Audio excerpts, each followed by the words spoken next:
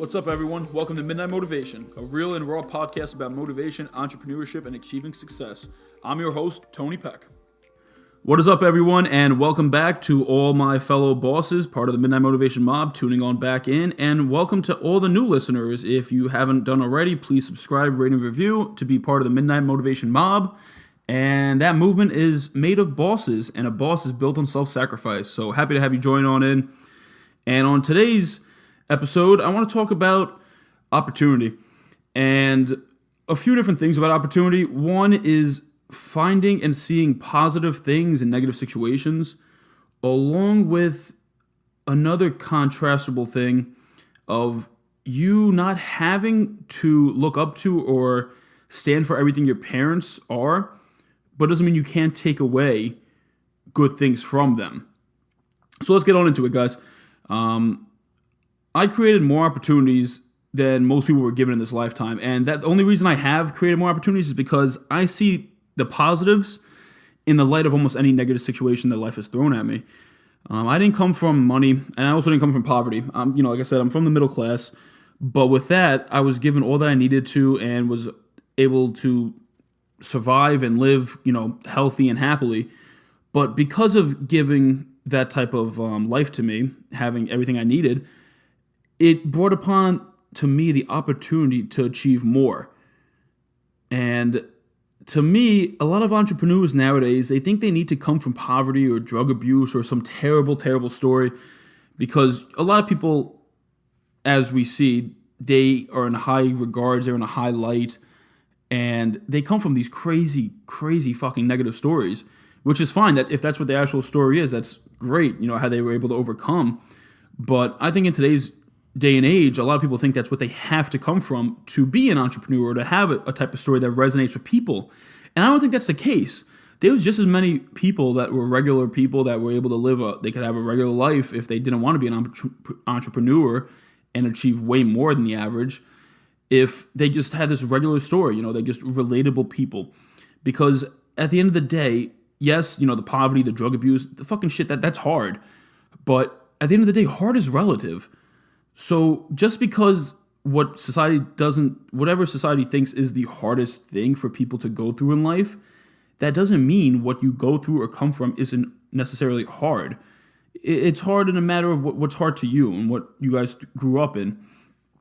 So let's get on into that. Despite me coming from, the middle class, not coming from poverty, not coming from wealth, I was always told by my father over and over that I could achieve anything I put my mind to. And honestly, he said this to me all the time when I was a kid and as I grew up, for school or for sports. But I was able to tell that his words, they were genuine, but he didn't have the true belief in me. He didn't have that belief in himself either. And I think that's why I thought he didn't have that belief in me, because he would tell me I can achieve anything I put my mind to, but he wouldn't practice what he was saying. So that, along with him laughing at my goals and saying that I can't do this or I can't do that just because it's not, the traditional path to what he thought was right.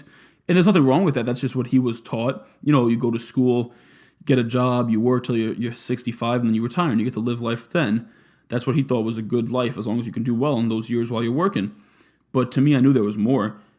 But him saying that he believed that I could achieve anything that I put my mind to, it put inside of me and sparked in me what it would have if I knew he wholeheartedly believed it himself.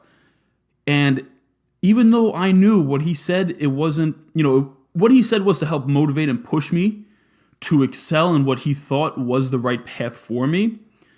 But what I took from that, I took those words and I turned into much more for myself. And that's because of my mindset. Now, I love my father. I'm very proud of my father, and I look up to my father. I'm grateful for him and all of his hard work. I couldn't be half of the person I am without my father throughout my entire life. And I know that, and I acknowledge it, and I respect it.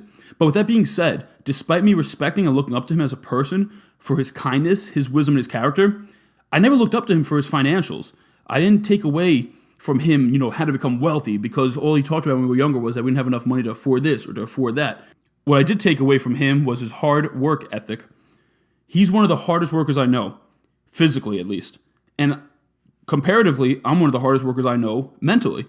But what's important is that just because you don't admire your parents for one thing does not mean you can't look up to them for other things. It's all about taking positives in anything.